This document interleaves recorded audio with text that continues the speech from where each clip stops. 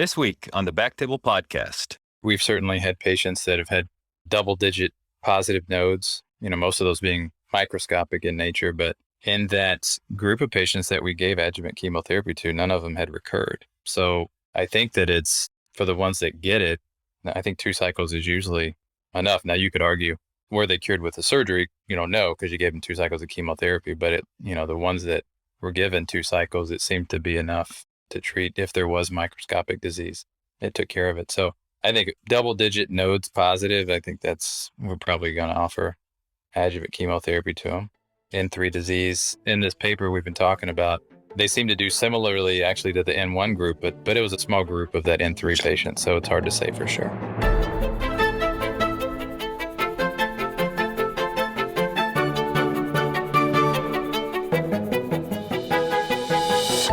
Hello, everyone, and welcome back to the BackTable podcast, your source for all things urology. You can find all previous episodes of our podcast on iTunes, Spotify, and at backtable.com. Now, a quick word from our sponsor. Since I had my son, paying down my med school debt has become my top priority. I remember holding him in my arms for the first time, looking into his beautiful little face, and just wanting the best future for him. With the Laurel Road Student Loan Cashback Card, my regular purchases earn me 2% cashback when I use it to pay down my student loans, which helps me reach my goals faster and plan for my family's future. Laurel Road for Doctors. Banking, insights, and benefits uniquely designed for doctors. See laurelroad.com/doctor checking for full terms and conditions. Laurel Road is a brand of KeyBank N.A. member FDIC. Now, back to the show.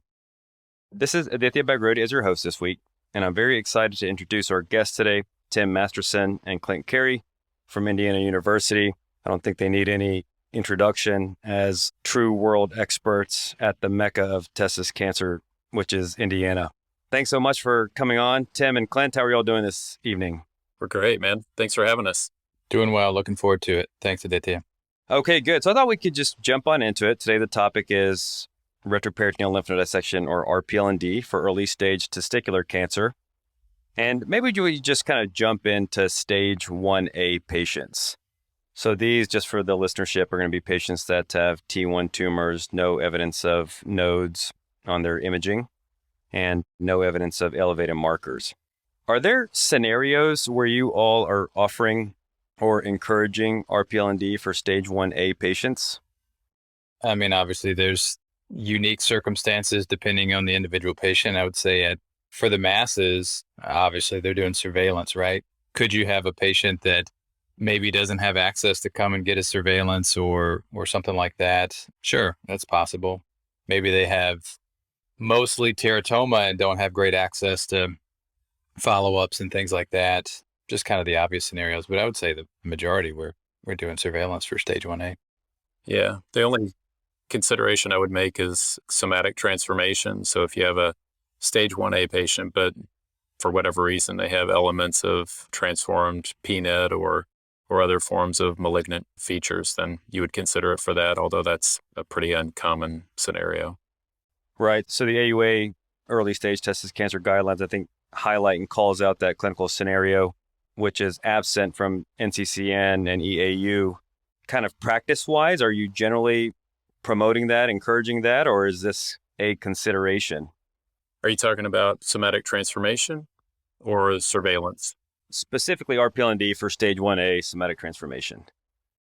Yeah, I think it's an important aspect. It's similar, one of the issues with germ cell tumors that have somatic transformation is similar to other chemorefractory entities where you can't salvage these patients once they're metastatic. So you're always trying to stay ahead of it when it's the most manageable. And so when you have these chemotherapy resistant entities, you want to try to incorporate surgery at a much earlier time period. So when you see that in the testicle, you have a much higher incidence of seeing it in the retroperitoneum, and treating them in the stage 1 distribution would be, their outcomes are much better than when you see it in stage 2 or stage 3 disease. And Clint actually did a publication with a group out of Italy where we combined data, and they demonstrated that in one of their Kaplan-Meier curves. Okay. So really, if you have a super motivated patient, maybe some outstanding social factors or patient preference or malignant transformation, those are going to be the relatively narrow indication for intervening with surgery in a stage 1A Is that about fair?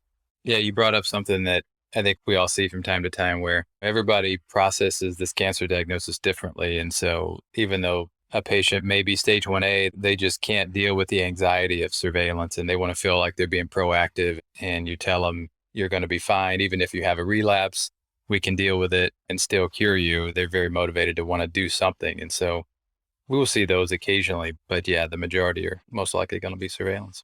And what do you typically quote them as a recurrence risk? For stage 1As on surveillance? Mm-hmm. It's going to be low, right? I mean, it's going to be, 10%, 15%. I don't think it's as high as the generic 30% if you don't have these high risk features. I think it's probably going to be lower than that. And what if they have a significant embryonal carcinoma percentage in a stage 1A? Is that going to sway you one way or the other?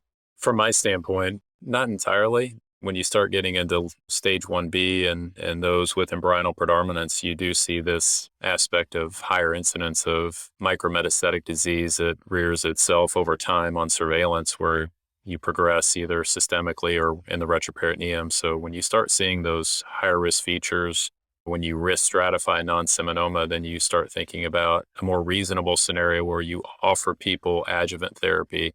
Adjuvant therapy can be surgery or it could be chemotherapy. Seminoma, when you start talking about risk stratification for that, you're talking about in the 1A setting, a risk of relapse of 5%. So it really makes no sense in that entity for offering adjuvant therapies. But when you have higher risk features, size greater than 4 centimeters, retrotestis invasion, that increases them to 30%. So you're still overtreating 70% of these people. So in the seminoma category, the guidelines appropriately reflect a recommendation for surveillance and avoiding adjuvant therapy for the masses, with a few exceptions, compliance issues, things like that. Non-seminoma becomes a little more tricky. So you start having this shared decision-making process where you say, what's the risk, what's the benefit? It's clear that on surveillance versus using adjuvant therapies, they all do very well, but there's a greater burden of therapy when you go on surveillance and relapse. So some people, when they're trying to avoid chemotherapy at all costs, they'll consider the primary RPLND early. When they're trying to avoid surgery, occasionally you'll get somebody who will go for adjuvant chemotherapy. But adjuvant chemotherapy comes with some risks because we don't know when you start talking about the long-term risks of chemotherapy. Does one cycle of BEP, does 2 cycles of BEP, are those infinitely less risky as far as secondary malignancies, metabolic syndrome, and all these other late sequelae of chemotherapy? Is that much different or dramatically less than those who relapse on surveillance and get 3 cycles of BEP and are forced to deal with those long-term side effects because they've relapsed with stage 2 or stage 3 disease? So it's always a conversation that you're having with these patients, trying to outline all these nuances between those different strategies and making sure that they understand them. And to some degree, you're walking them off the cliff a little bit because they have a cancer diagnosis that is new for them. And people are always going to inherently want to go in with full court press. But when you talk to them and you say, this is what you need to know, this is the data as far as going with surveillance or others, then you can reorient them. And a lot of those people are more comfortable with surveillance. Yeah, I think those are excellent points, Tim. And clearly, I think stage 1B disease for non-seminoma patients is where there's a lot more variety in opinion. I mean, the Europeans and the Americans, I think, have different philosophical approaches to this. But let's just start out with a 1B patient. Now they've got LVI or some more advanced T stage. Again, no evidence of metastases, markers have normalized. What's the recurrence risk you're generally kind of explaining to the patients in this context? I think that the highly quoted number is about 50%, right? And that goes up from when you don't have these high-risk features. Personally, I think most of us here at Indiana don't really change the recommendations. I think you can still do surveillance, and I think we've all done surveillance on patients that are 1B, lymphovascular invasion, embryonal predominant. I think sometimes patients can become scared, 50% chance, it's a flip of a coin of having a relapse, but it doesn't mean that they are any less curable per se. And I think that point gets lost. I think not that it's wrong to do surgery on these patients, but I still present a picture that these are your options. You can still choose whatever fits your lifestyle better. You're not sacrificing your cure rate by picking surveillance or picking 1 cycle of chemotherapy or picking surgery. They're all very similar. And so I know the guidelines vary, and doing something sometimes gets recommended a little bit more strongly when we fall into this category. But I think here in Indiana, we're still pretty neutral for the most part, unless, there's some extenuating circumstances. Yeah, I mean, even over the course of my career, I think my enthusiasm for doing true primary RPLND with a truly stone cold clear CT scan has waned. And we can talk a little bit about, some of the nuances where there may be just a little bit of something going on in the retroperitoneum on scans and so forth. But do they see the whole kind of gamut? Are you generally driving this conversation, or are they also meeting with a medical oncologist, or you feel like you're doing the counseling and that's generally pretty adequate? Yeah. Well, there are a few circumstances currently. There are clinical trials with biomarkers out there that we're enrolling these patients into with stage 1 seminoma and non-seminoma. So that at our location, that clinical trial is organized by our medical oncologist. So I pretty much get our oncologist, Dr. Bagrodia, to see all of my stage 1 patients. So they do have an opportunity to talk about adjuvant therapies in the stage 1 setting pretty regularly from both a medical oncologist and a urologic oncologist. I think they get a pretty realistic view from a multidisciplinary standpoint when they are counseled in these regards. Yeah, for me, when I have patients that are actually really interested in pursuing a primary RPLND, I'll almost try to confirm and mandate that they see a medical oncologist as well, just to really hear out all their options, to have it kind of balanced. I would just add, if anything, it's just what I've noticed is just like with anything, you hear it more than once. I think it helps them see some clarity with whatever decision they're going to do. So it may be that we're telling them the exact same information, and we have such a good relationship with our oncologist here that probably the way we approach it is very similar. So they're probably hearing two very similar consultations, but I think it just helps them hear it a second time, process it through. Maybe it was said in a different way that rings true to them to help make a decision. So I think there's value in when you have medical oncologists that are experienced and understand the disease, to have them see as many people as you can. And are there patients that you actually discourage from considering primary RPLND? Previous groin surgery, undescended testicle, scrotal surgery along the way, or is that not really factoring in here? It's a good question. And number one, not everybody remembers or reports that they've had some sort of surgery like that, depending on the situation.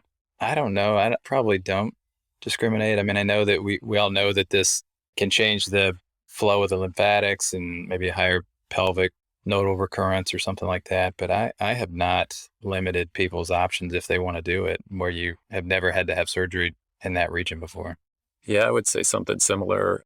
Sometimes, I mean, you go back to histology of the primary tumor and you take into consideration what is present. If you have somebody that has embryonal carcinoma purely or components of yolk sac tumor without teratoma, it's oftentimes, I don't get terribly excited about operating on those patients. You could argue that if they have a component of teratoma, if there is retroperitoneal relapse, there's a greater need for needing surgery down the road, and you can rationalize those things. But when it comes down to educating them and saying, should we or should we not operate, it's all semantics, and there's a lot of other, I think, more important factors that come down to it when you talk about it. And a lot of times, even in the high risk setting, when you say somebody's got embryonal predominance and lymphovascular invasion, and they focus on this 50% relapse rate, the thing that a lot of times this light bulb goes on when you say, well, yeah, but there's a 50% chance that you've been cured alone by just removing the testicle. And then all of a sudden they're like,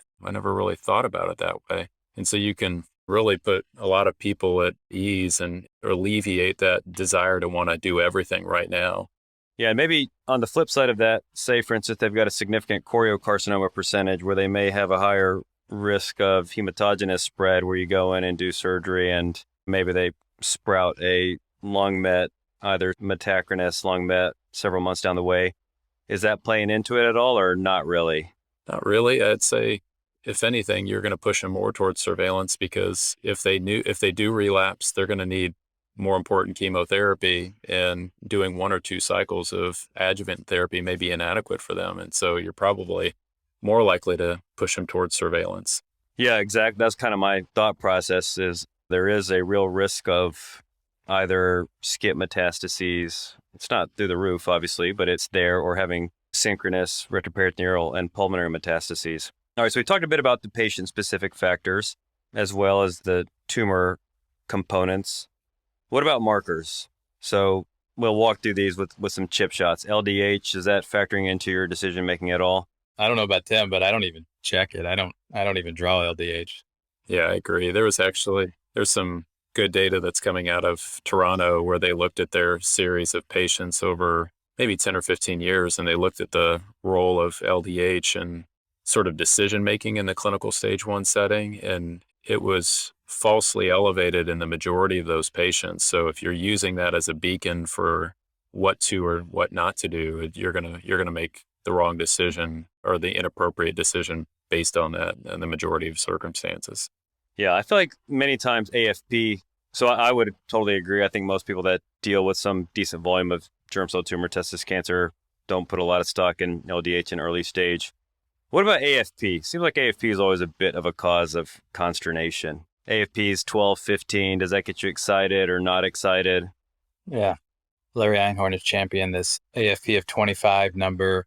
And actually, the normal values at Indiana University are 0 to 25 for AFP. And so we wouldn't be that excited about that. Obviously, you got to put that in context, right? So like I've had patients that I've operated on, they do have an AFP of 10 or 12 or 15, but every single time they've had it drawn, it was 10 or 12 or 15. It didn't change before or after their orchiectomy. And obviously, if you started at 7 and then it went to 10 and then it went to 15 and 20, like that's more concerning, right? That's kind of a trend towards the wrong direction. If you're headed towards a pre-op surgery evaluation, I mean, that's going to get you a little bit less enthusiastic, but kind of depends on the context. But no, these kind of marginal numbers, 10 to 15, we don't get too excited about them in the right context.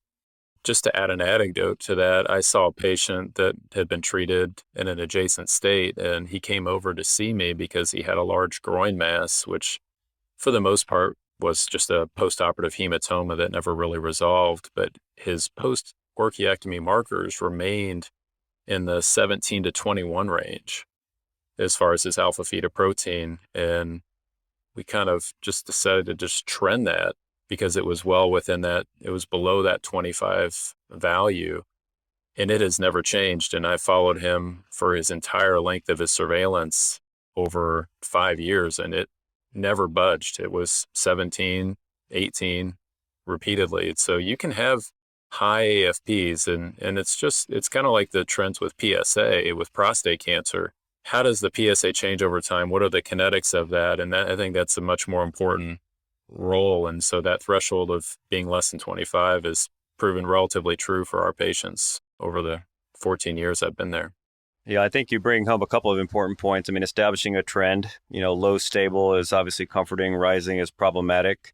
People may have their individual baselines. And then, I think part and parcel of that is certainly to track their tumor markers until they nadir. I had a patient who had pure yolk sac tumor. His AFP was 5,000. Scans were all negative, and we trended it for about 3 months, and it normalized, and he never recurred. It could be easy to imagine a scenario where he would be treated probably inappropriately, not only in an adjuvant format, but likely for good or intermediate risk disease potentially. Okay, so that's perfect for AFP. And what about HCG? So our value here is less than, I think, 5.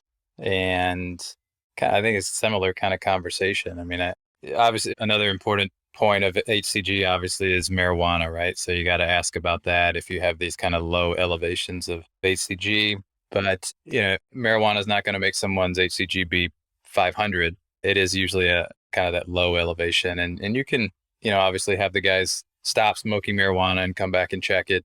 Another consideration with HCG is hypogonadism. So I remember this patient when I was chief resident at the county hospital, and there was a patient that had come in, not exactly clinical stage 1 scenario, but he had had testis cancer in the past and hadn't been followed up for years, and he got referred back for an elevated HCG, and it was, I think, maybe 20 or something like that, and just didn't make sense. His scans were normal, and he was far enough out where it would have been a pretty late relapse to have something like that, and checked his testosterone. It was low. We gave him injection of testosterone and had him come back and repeat his blood work, and his HCG had normalized. So a couple caveats to these mildly elevated HCGs I would just keep on the radar. But in general, obviously, again, with trending things out is the key there.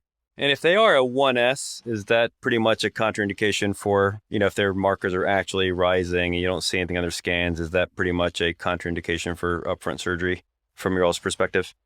Yeah, I think you've got two publications in press that are pretty much conclusive that elevation and rising markers tends to reflect a systemic process, not a retroperitoneal process. So in these publications, one by a gentleman named Saxman and the other one by a guy named Davis, they both showed high incidence of systemic failure and relapse in patients who were all treated with upfront RPLND. I think that that's the standard. The guidelines all reflect that. And there are pretty few exceptions to that I would say that people would consider surgery in the upfront setting. Yeah, I think that's pretty much exactly my takeaway from those papers as well. So maybe now we can jump into the imaging a bit. For staging, are y'all getting a baseline CT scan, chest, abdomen, pelvis? Yeah, we typically do. Probably, you could argue, do you get a chest x-ray instead of a CT of the chest? I think it helps kind of put any questions to rest at that initial diagnostic imaging studies about is anything in the posterior mediastinum retrocrural area. Certainly, if you're thinking about surgery, you're going to want to know that before bringing them to the operating room. So that's kind of what we've been doing. And I'm sure we'll move on to talk about this recent trial with MRI, but I'll leave it at that for now. Yeah, I kind of like that too. I mean, you do have your little 4 millimeter non-specific pulmonary nodules that you've got to kind of contend with. And I'm curious, what number do you tell patients when they have those little non-specific lung findings in terms of how prevalent we find these within the general population? Well, gosh, we live in what's called the histo belt, where these are very common, especially in these agricultural communities, these farming communities that we deal with here in the central part of the United States. And gosh, it's probably in younger patients, it's maybe not as common as what we see in our older population for obvious reasons, but it's probably 20 to 30% of them will have small 2 to 3 millimeter nodules. But it's just like trending markers. You know, if you do see them, you're not going to get real excited about them, but you're probably not going to act on anything that's sub-centimeter without demonstrating growth over time. Yeah. I don't know what the exact number is of how common they are in this like 18 to 40-year-old group, but it feels like it's like 90%. I mean, it seems like all the CT scans have something. Like rarely does it say normal in retrospect. It'd be something that'd be actually interesting to look at, but it feels like it's more than half. You know what I mean? Yeah, actually, Tim, 20% is the number I kind of, to be quite honest, conjured up and generally tell patients to kind of, talk them off the ledge. I've absolutely thought about it as well. We're kind of in the process of getting our germ cell tumor database up and running here in San Diego, but would love to work with you all or at least see what your experience has been to, looking at those kind of sub-centimeter pulmonary nodules and how many of them actually translate into recurrences. Well, to Clint's point, that's the value of a chest x-ray, is that it's not as sensitive, and anything you really need to find from the pulmonary standpoint with metastases, you're going to see on a chest x-ray over time, and it avoids some of the nuances of detecting these 2 to 3 millimeter nodules. But at the same time, I think a baseline CT scan does give you that reference going forward to see as a comparison any other imaging that you need if there's concerns for relapse. I don't have any data to just, and thinking back, I mean, out of all the ones that we see, these little nodules, like I don't remember many that have turned into relapses in the chest. I mean, I'm sure there are some, but I don't think it happens that frequently. Yeah, I totally hear you, Tim, and the parallels to PSA screening and prostate cancer are kind of resonating here. Like once you kind of have that higher resolution test, you've got to synthesize that information, which can be challenging. Well, I think it'd be a great thing for a fellow or a resident to pick up. I would imagine that's something that's fairly easily extractable from your all's database. Yeah, so a bit more about imaging. So CT scan, abdomen, pelvis, little small. Well, let me back up. Do you like to get imaging when feasible prior to orchiectomy? Any strong opinions on that? Yeah, to some degree, you avoid some of the post-surgical changes that may cause reactionary changes in the retroperitoneum, although it's not overly common. But the problem is insurance companies won't approve it if you don't have a diagnosis. So if you don't have elevated markers or anything that definitively identifies them as a germ cell tumor patient, I try to avoid getting imaging pre-op to avoid the hassles and the unnecessary expenses that some patients may come across. So in that circumstance, 50% of patients we have an opportunity to get them pre-op, but that means 50% we don't. So, it's just like everything. We're learning more about the subtleties of the retroperitoneum, and we're not pulling the trigger at a 9 to 10 millimeter nodule. We're being more thoughtful about how those change over time, especially in diseases like seminoma. The guidelines actually reflect those sentiments with these equivocal findings in the 10 to 15 millimeter range. So instead of jumping straight to radiation or chemotherapy, or even now in these days, I'm sure we'll talk about surgery for seminoma. But yeah, I think you can monitor those things. And if they're reactive, they'll go away. And if not, then you can decide what to do. Yeah, I've pretty much, whether it's stage 1 or stage 2, and again, I've pretty much gone away from surgery. If they've got like a 5 millimeter rounded node in the primary landing zone, that's got my attention. What I've started doing, and even for stage 2 patients, many times we'll actually book them out for surgery 6-8 weeks, repeat their imaging and markers a week prior. And as long as they haven't met it out, as long as they haven't involuted, they've kind of selected themselves as, I think, as a reasonable candidate. So I don't know, any feedback on that approach? I think one of the things that I would take away with is actually just making sure you have imaging that's relatively close to the time of any intervention that you're going to do, because, a lot of times, especially for Clint and I, where we're seeing people that are traveling from out of state, there's been some delay in their processing, getting them to us.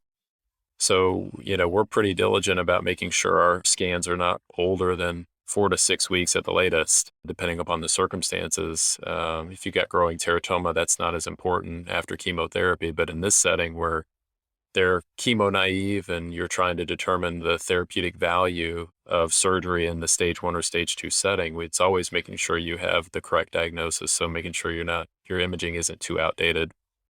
And markers within what, about 2 weeks? Is that kind of what you shoot for? Yeah. Have I done it before with markers at 4 weeks? Sure. But 2 weeks is ideal. Okay.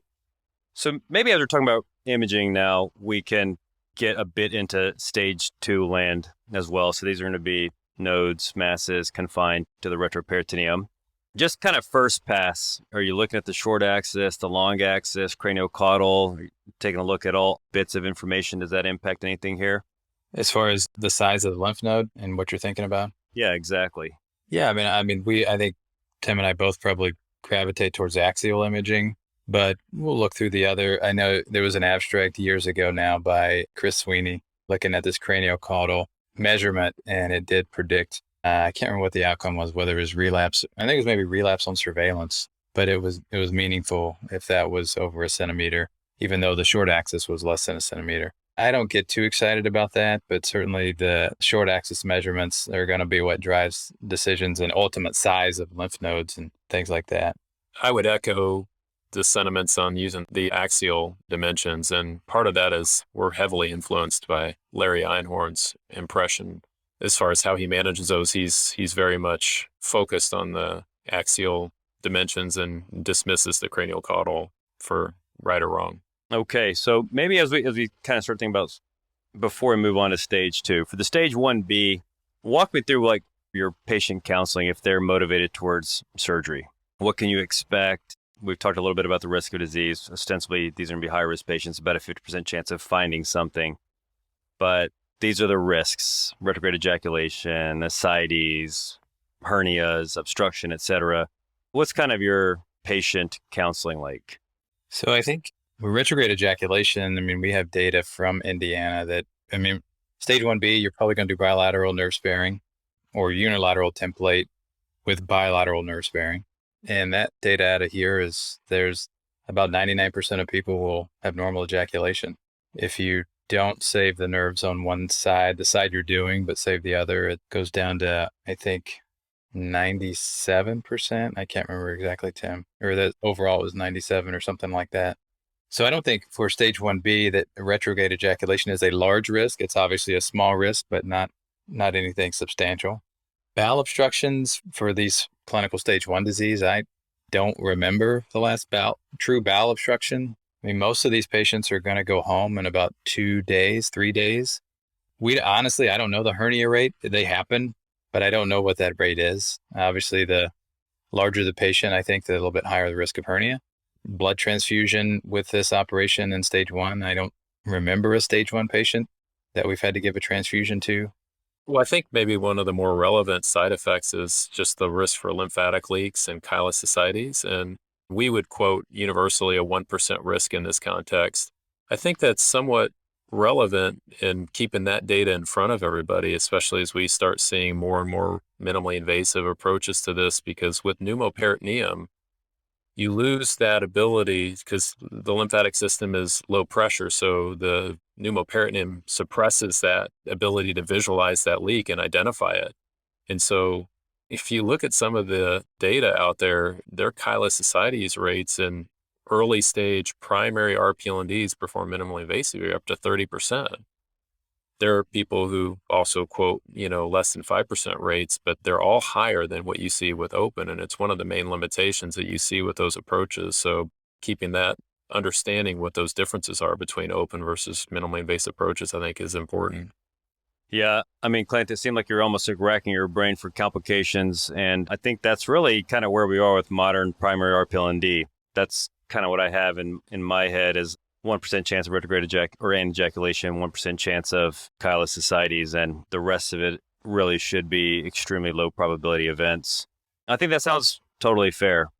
I'd say one comment that I think all of us see is that people come in and they are seeing you for counseling regarding primary RPLND, and they have these, I don't know what websites they're going to, but they come in and they see these horrific incisions that go from their throat to their perineum, and they're just assuming that that's what it's going to be. And it's totally not what we're doing in this day and age. It's a very different operation. I think when you compare the robotic approaches and the port sites that are used and you compare them to a 10 to 12 centimeter incision that we're using just above the umbilicus, there's not a lot of morbidity with it. Yeah.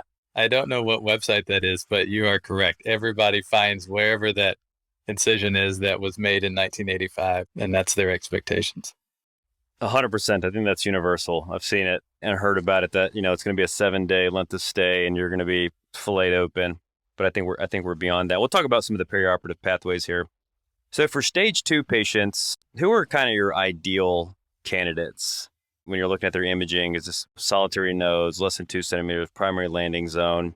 And maybe on the opposite end of the spectrum, who are the ones that you're like a little bit worried about? I think focality is an issue. So when you see multiple, kind of like a miliary type picture of multiple lymph nodes involved, those are ones you always have a little bit of pause for. I think that the duration of time, if they were on surveillance, is an important consideration. So if they had an orchiectomy 18 months ago and they're presenting with a solitary lymph node in the retroperitoneum, that's almost a no-brainer because they've kind of self-selected them for retroperitoneal only disease.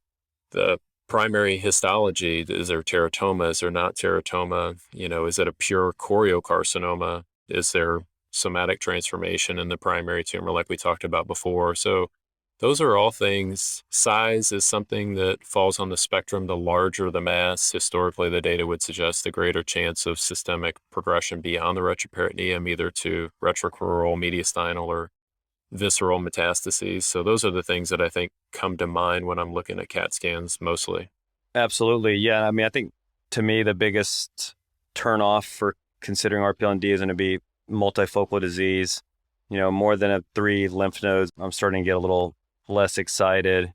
If they've got significant nodal burden outside of the primary landing zone, it's not a contraindication, but I'm starting to think a little bit about atypical patterns of metastases.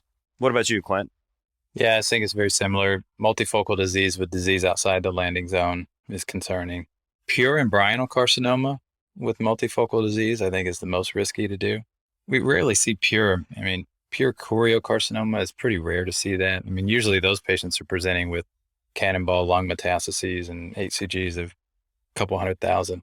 But pure embryonal carcinoma with several enlarged lymph nodes, that's a little concerning. We're usually giving chemotherapy to those guys.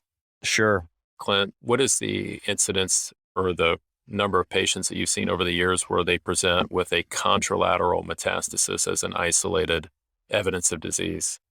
It happens, and I've certainly seen those where, it's like that's the only site of disease.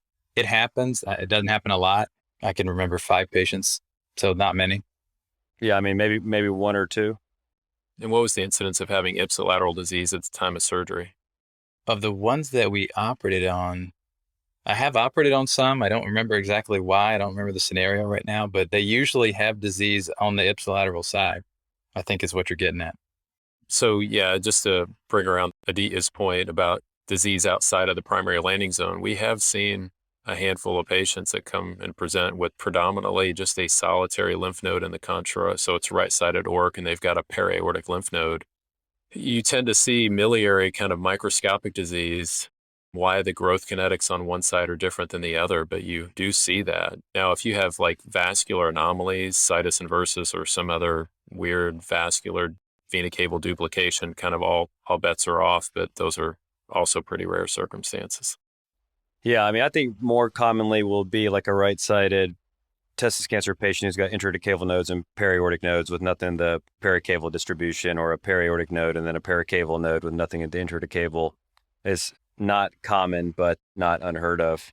Okay, so I think we're kind of on the same wavelength there. Smaller nodes, primary landing zone. Pelvic nodes, is that going to dissuade you from surgery?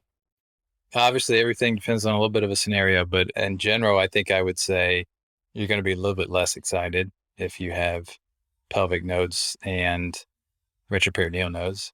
That being said, there is a patient on the seminoma trial with that. It was an interesting scenario. He had retroperitoneal disease and pelvic disease and got sent to us for evaluation. This was obviously pure seminoma.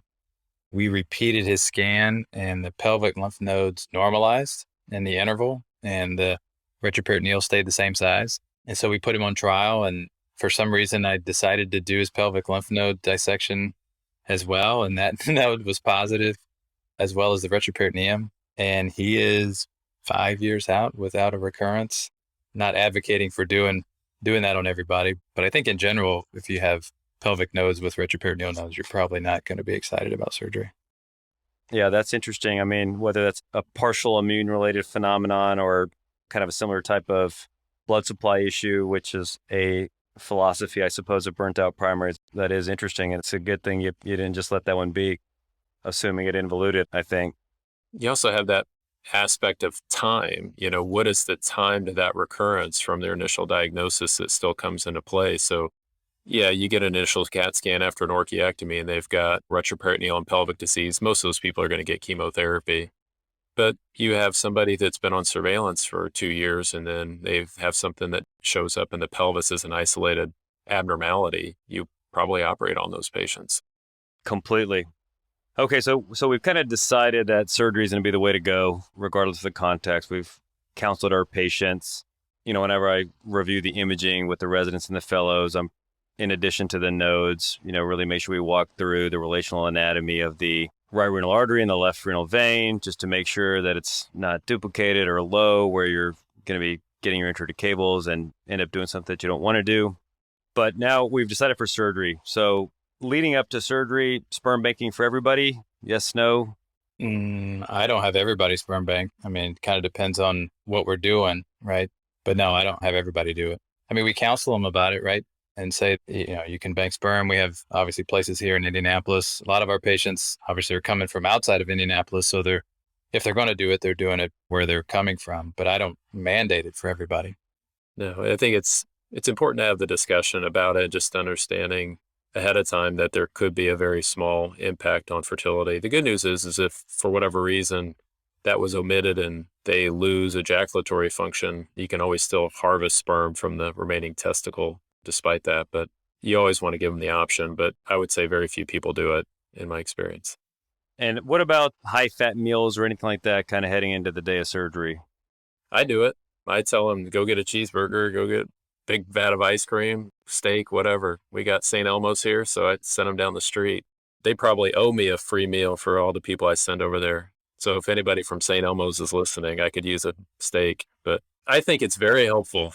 I find that for people, it's not uncommon to see a little bit of chylous fluid that accumulates up over the left renal vein. And whether it's a retraction issue, you secure those lymphatics, but whether it's a retraction issue that is you're taking the root of the bowel up and away, you tear something and it just seeps at the end. But I don't know how many, you can't quantify how many episodes of cholestasis that saved you, but it's prominent enough to me that I continue to tell people to do that.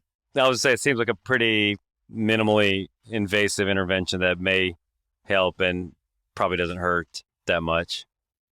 Yeah, I think out of all of our recommendations that we have for people, that's the one that's not going to hurt anybody's feelings. I personally don't tell everybody to go do that. I think in today's American diet, there's enough fat in there. These dudes are scarfing down fatty meals, whether you tell them to or not, like most of America. But I don't tell them specifically to go do that. But it's certainly not going to hurt any of the patient's feelings to go tell them to have a big steak or a big hamburger. I will tell you, Clint, I've never seen anybody so excited when you tell them that they need to go eat a high-fat meal. They are just beside themselves, ecstatic, because they're like, oh yeah, I get to go just totally engorge myself with the worst food you could eat. But they get pretty excited. I gain brownie points when I do that. I'm sure. Yeah, I don't. That's something I'm Switzerland on, man. If you want to do it, go ahead. All right, fair enough. If that's the extent of our controversy, I think we're on a good spot here. So what about pathways? Are y'all doing any blocks, epidurals, intrathecal morphine, or anything along those lines? Yeah, so this is something we've looked at heavily and changed over the years. We published on this when Adam Calloway was a fellow here, who's now at Case Western. We looked at this, and I would say historically, these patients just got one-shot intrathecals, and that was it. I mean, other than, the kind of standard PCA up on the floor. We still offer the one-shot intrathecals. We are in the process of evaluating IV methadone in the operating room, and also the local injections along the incisions, either with liposomal bupivacaine or just plain bupivacaine, and trying to get a pretty close to max dose of that in addition to whatever anesthesia is given them. We have been doing kind of the Interreg type medication. We actually switched to a new one that's cheaper, that doesn't seem to matter as far as the outcomes, just to help with blocking any of the bowel mu receptors for opioids. They're getting Tylenol and gabapentin kind of on schedule. We do Toradol on the morning of post-op day 1, assuming their kidney function is good. I guess those are probably the big things. Sounds about right. Yeah, we're pretty aggressive about Tylenol and Toradol. We haven't gone with the mu opioid receptor antagonists. Try to get up and about PTOT, getting them up and about walking, clears day of surgery, and then advances tolerated. So it sounds pretty similar. Yeah, I think liposomal bupivacaine is kind of a game changer personally. I know sometimes there's issues getting it through insurance, though. It's quite expensive. So it sounds like you may have some better luck with that. Well, our hospital system has not wanted us to use it because of the expense. And I mean, I kind of pushed back a little bit. I'd say I've switched to it. I don't know if I've noticed a ton of difference, to be honest. But I do think doing something for sure. Heparin or Lovenox before the case? No, we don't even give it post-op. I do give them preoperative heparin, and I guess it's major surgery. It's in the context of cancer. Seems like they'd be generally higher risk, but I certainly know that one of the giants in our field, Dr. Scheinfeld, is a pretty anti-DVT prophylaxis guy and said that these young men never get it, but something out there, I suppose.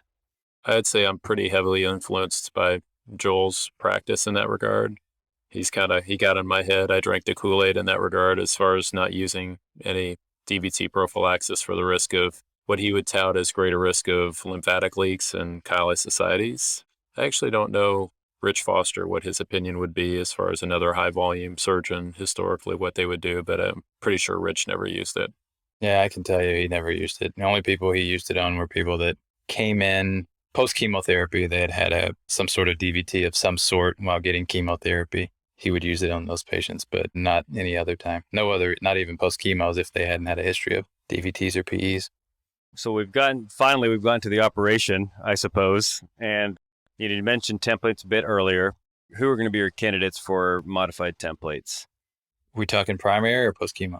All primary. So maybe stage 1B, are those generally going to be templated unilateral dissection? If you find anything intraoperatively that's suspicious, you extend the template. Is that fair or not necessarily? I think that's fair. Something's going to have to surprise you to turn it into a bilateral template that wasn't there on the CT scan recently.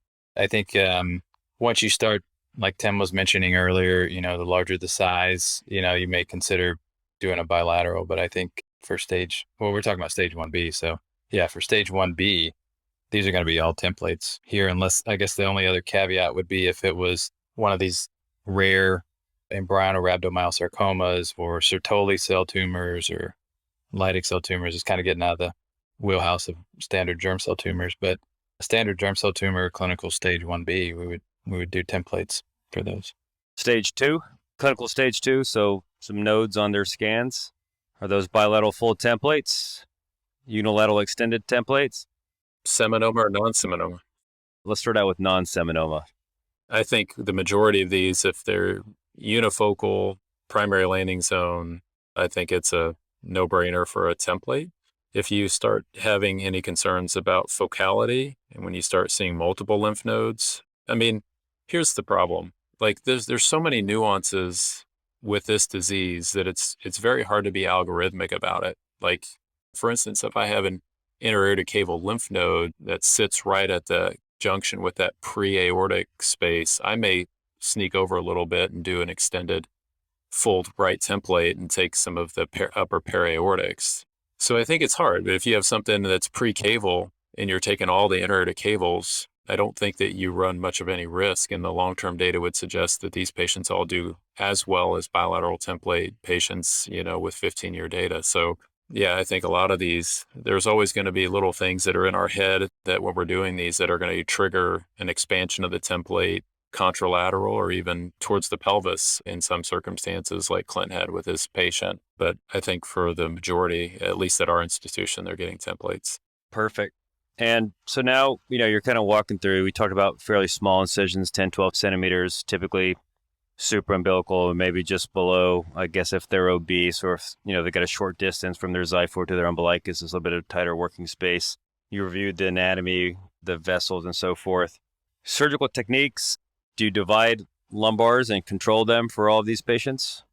There was a quick response to that. I'm going to keep it PC, but yeah, that's the operation, right? I mean, you have to mobilize the great vessels to do it well, and at least in my opinion. So I think we're dividing lumbar arteries, we're dividing lumbar veins for sure.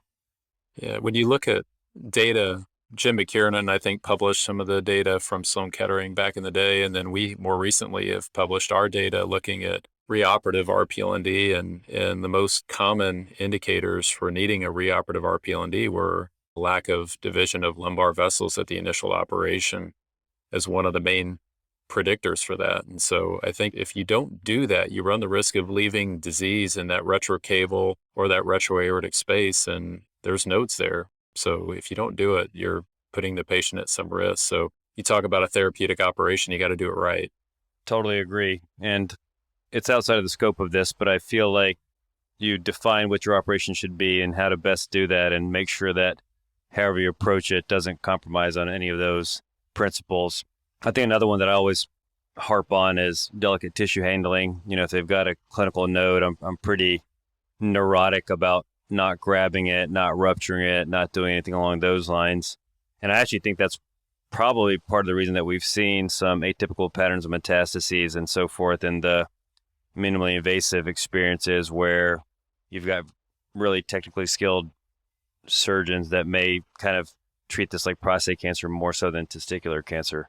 Opinion? I'll agree. I'm not here to start talking about indications for robotic surgery, but I think that I do the exact same thing when I have a tumor. And I think, honestly, when you start talking about risks, when you're in the primary setting and you have an enlarging lymph node, active viable germ cell tumor is there in a high incidence of those patients. So that's also the patients that you have the greatest risk of disseminating disease locally through disruption of the tumor if you're not handling it properly. So when I have these circumstances, the first thing I do is I take the mass out.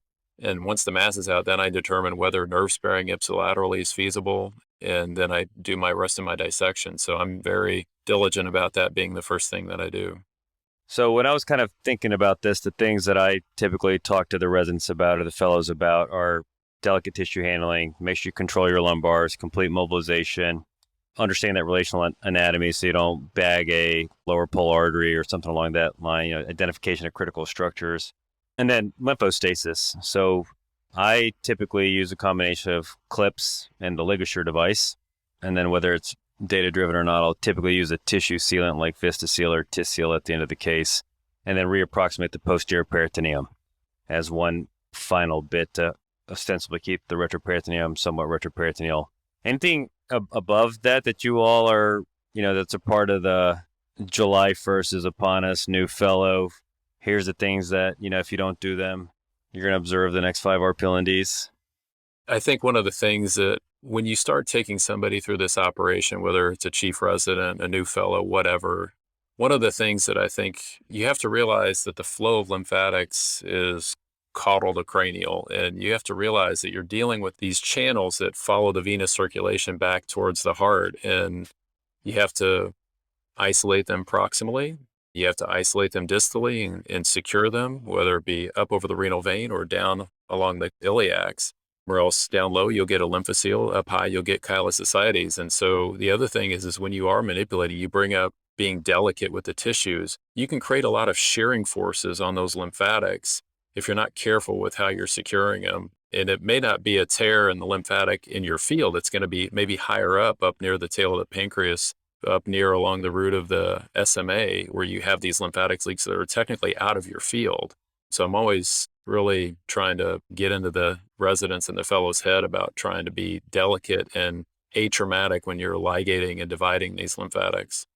Yeah, I think that's absolutely mandatory. I mean, that packet over there by the IMV, that's a thick one. And if you were accidentally avulsed that, that could lead to some issues. IMAs, typically sparing those, I suppose, in primary or as if it's got to go low threshold. If it's a bilateral template, I take them. If it's unilateral template, preserve them. I don't routinely flip the colon back and forth. Yeah, it's brutal. Yeah, I guess that's also one of those things, like when you do enough, if they've got a long intra-abdominal aorta, the bifurcation is low and the IMA sits low, you can pretty much get into the periaortic space pretty well. If not, it's a bit more of a challenge to get over there, whether it's flipping the colon back and forth. But that's good to know. And of course, there's redundant blood supply. Yep.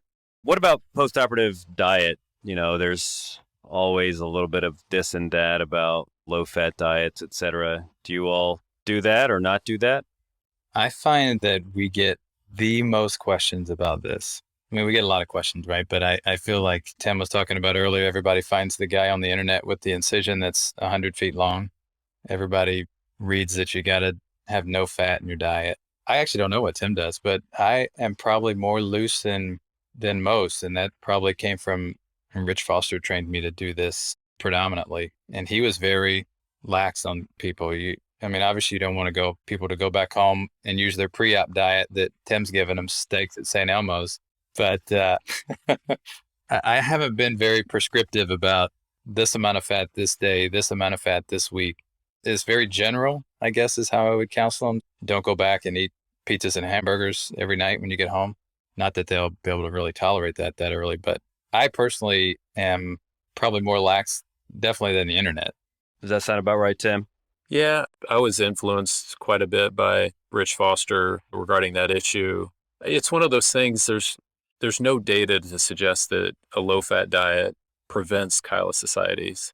I think that you could argue that a lower fat diet probably will allow them to recover a little bit better instead of going to a steady diet of St. Elmo's and cheeseburgers. But just because there's so much sort of upset stomach that comes along with the initial postoperative period. So if you can stick to starchier meals and things that are a little bit lower fat, I think that it may be better for settling. I don't think it impacts the rate of chylosocieties because the rate's so infinitely low in this operation in the primary setting anyway. I don't think that we're preventing chylosocieties by doing it.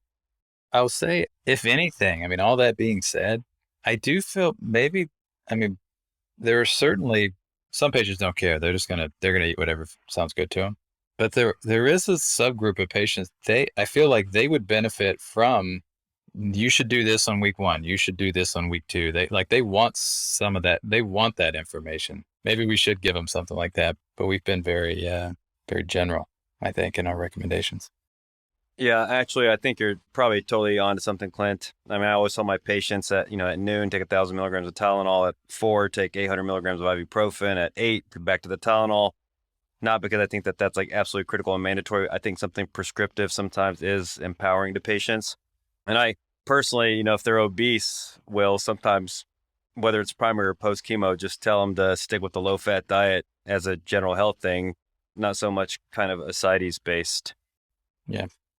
So open incision, typically no heavy lifting, no strenuous activity, 4 to 6 weeks. After that, kind of auto-regulate, do your thing. Is that about what you all would recommend? Yeah, I do 6 weeks of nothing, no heavy lifting more than 10 pounds, then just resume as tolerated. What about the return of ejaculatory function? We'll get to the post-op visit. They're feeling good, all that. Do you expect that they would have return of ejaculatory function, within a couple of days or the first time they engage in something, or can it take some time? That's where the template comes into play. So if they've had a template and you're excluding the contralateral nerves, there's no neuropraxia on those nerve roots, those postganglionic fibers, and a lot of them have no effect on their ejaculatory function, even if you've spared or not spared ipsilateral nerves. If you do a bilateral template, then I tell all of those patients they're likely to have loss of ejaculatory function during that time period that will recover over a period of 6 to 12 months. And I had one patient that I did nerve sparing on. It took him 18 months to recover for whatever reason, but eventually returned to normal. But there will be a difference in what they experience based upon the templated dissection that you do. Fair. Clint, anything to add on top of that? Yeah, it was 100% agree. This completely is determined on how you do the operation. So if you do a templated surgery where you spare both sides, they're not going to have any loss of ejaculatory function or delay in return. Even if, like Tim said, even if you take the nerves on the templated side you're doing, they're going to have no delay for the most part because you stayed away from the other side. The ones who have some delay are going to be where you bilateral nerve sparing, you manipulated both sides and put some tension on them and, getting all the lymphatic tissue around them. They're the ones that's going to have a delay. And I agree, it's usually 6 or 12 months if there is going to be a delay. And then, of course, there's the pathology report.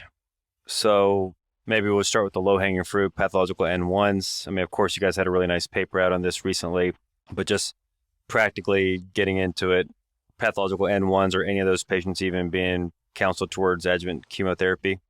Nope. Well, and N1s, I mean, we're not the only one. I mean, obviously Memorial's got the paper out that those guys do excellent as well. So there's plenty of data for N1s. They don't need chemotherapy in the adjuvant setting after a good surgery. N2s?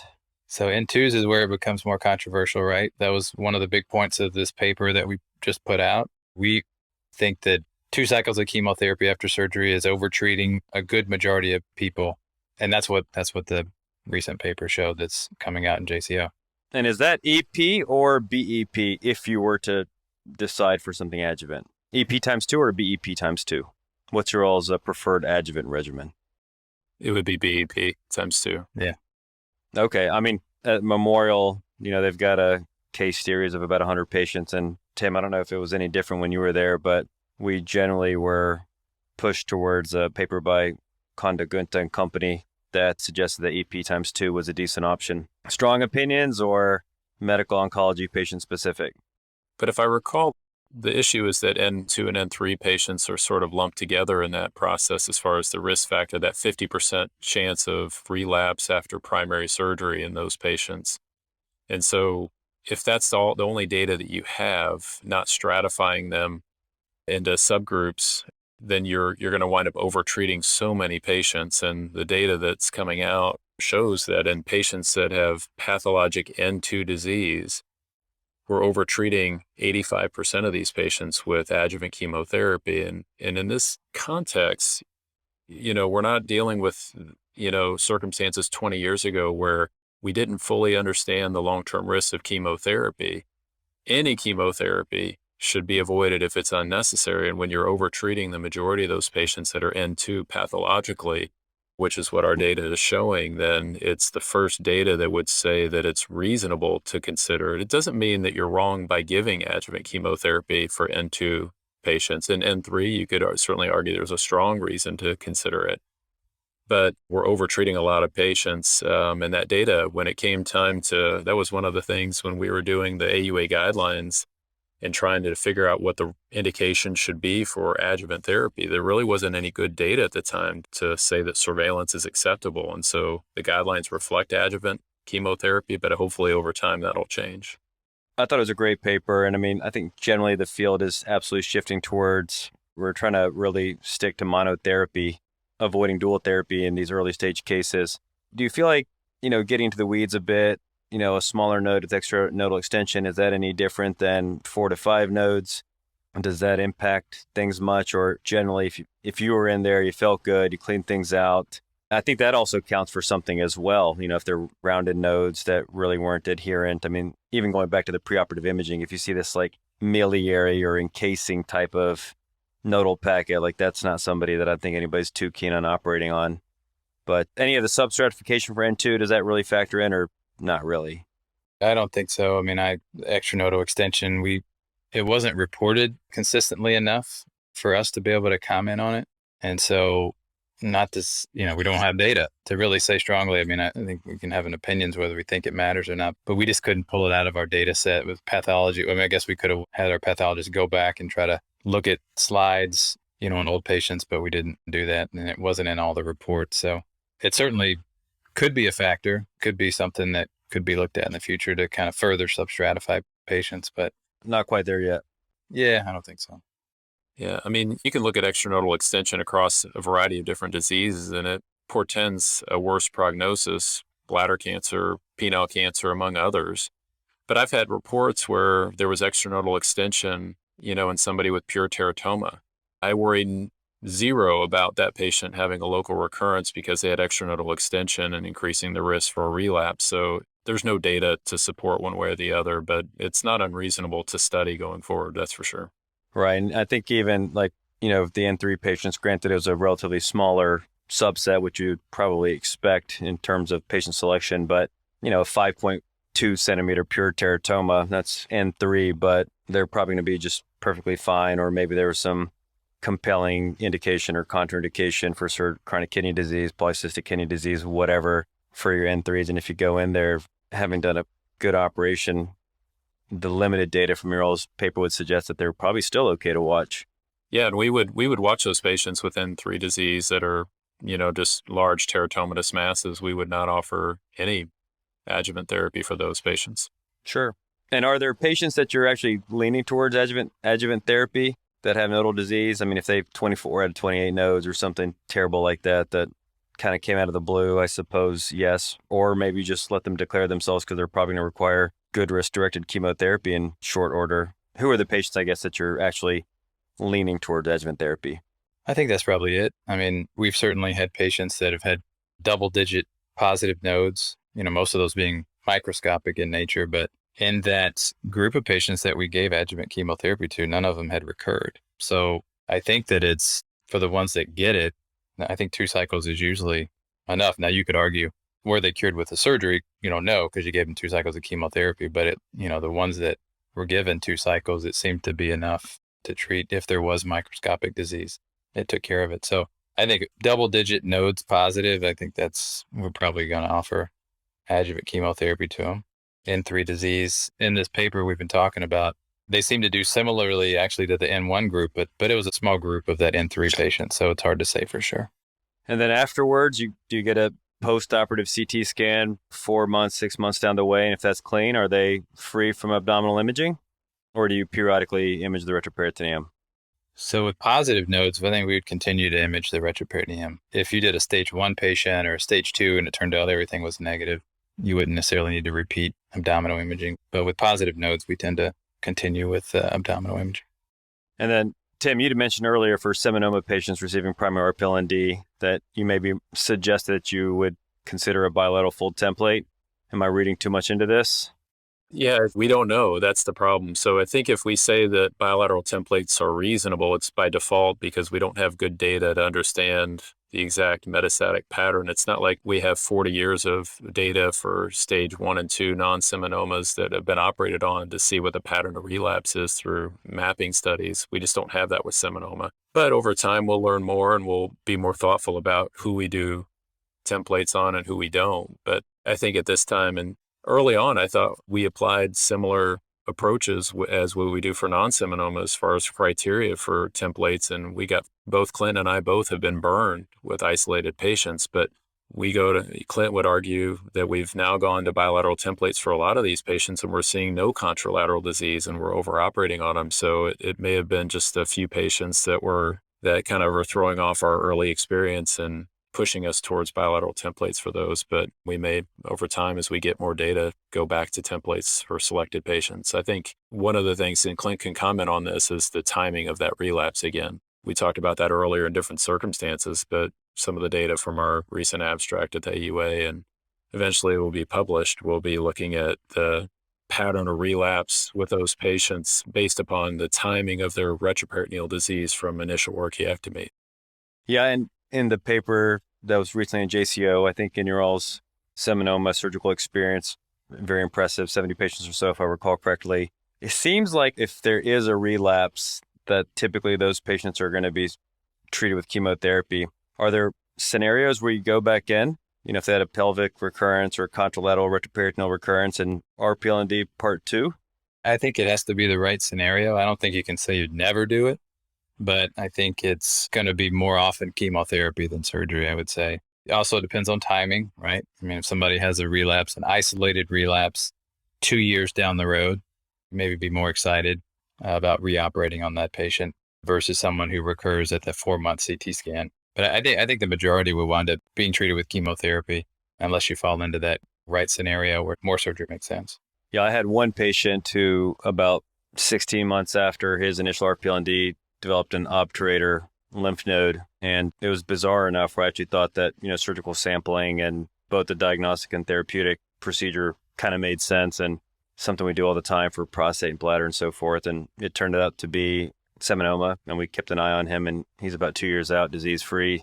Well, one thing that's become more and more obvious over the course of the conversation is that it's hard to have algorithmic approaches here, and the nuances, the patient considerations, the imaging, the markers, the synthesis of all of this is the experience, the teams is what really leads to best outcomes. And as we approach an hour, maybe I would just ask you all to give some parting thoughts to the leadership as we wind it down.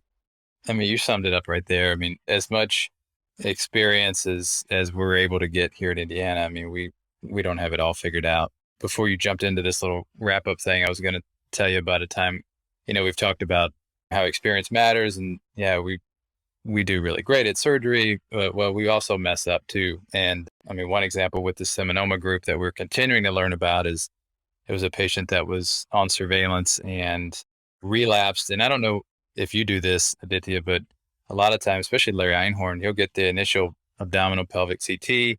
And then if they've never had a vasectomy or inguinal surgery, he'll just get abdominal CTs alone without pelvic components for these seminoma patients. And I've adopted that approach as well for the most part. And a patient relapsed in the primary landing zone with seminoma. We counseled him. Surgery makes sense. He had, 1.7 centimeter isolated node. Took him to the operating room, did his surgery, seminoma as expected, doing great on surveillance. Brought him back for follow-up CT. And for some reason, I ordered a CT abdomen and pelvis. And in his pelvis, he had a lymph node that was enlarged and clearly not normal. And then I look back on his diagnostic CTs, and he had a node there that it wasn't greater than a centimeter, but something now in retrospect drew my attention, and probably should have went and before we did his surgery, probably got a real additional pelvic CT scan. So takeaway point is you never do too much to stop learning, and always stay humble with this disease because it'll humble you really quickly, no matter how much of this you're doing.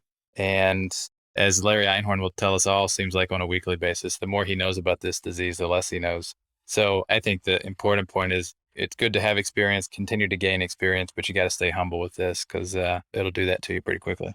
Yeah, that's profound. I mean, that's coming from ostensibly two people that operate more on testicular cancer patients than anybody in the world. So I definitely appreciate that point of view. And 100%, I've had my fair share of humbling experiences. So much appreciated. Tim, you got a few years on both of us. What's coming at it from your end? Look at that gray beard. I was going to say, you making fun of my gray beard? Is that Oh, you have a full head of hair, Tim. I mean, I'm jealous. Listen, just eat at St. Elmo's all the time and you'll be fine. That's right. If we get you here, Aditya, next time, we got to go to St. Elmo's. That'll be the deal. You flew in here last time under the cloak of darkness. All right, done. Yeah, I think it's been well summed up. I mean, you can't go down algorithms and just saying, well, this person has this, you got to do this. You have to really understand the biology of the disease. And there's so many nuances, that you have to appreciate. And we don't do it perfectly. I agree with Clint. We certainly have made clinical decisions and wish we could have done it differently for, reasons A, B, or C. And it's funny to sit and listen to Larry Einhorn, who's been doing this for 50 years, and have him talk about these experiences where the more he sees, the less he understands. But it is what it is. It's a rare disease. And I think, we can talk about, centralization of care, but if you understand the disease, you just have to incorporate those principles and make sure you're doing what's right for the patient. All right, guys. Well, hey, thanks again. And, I appreciate your time heading on into the evening.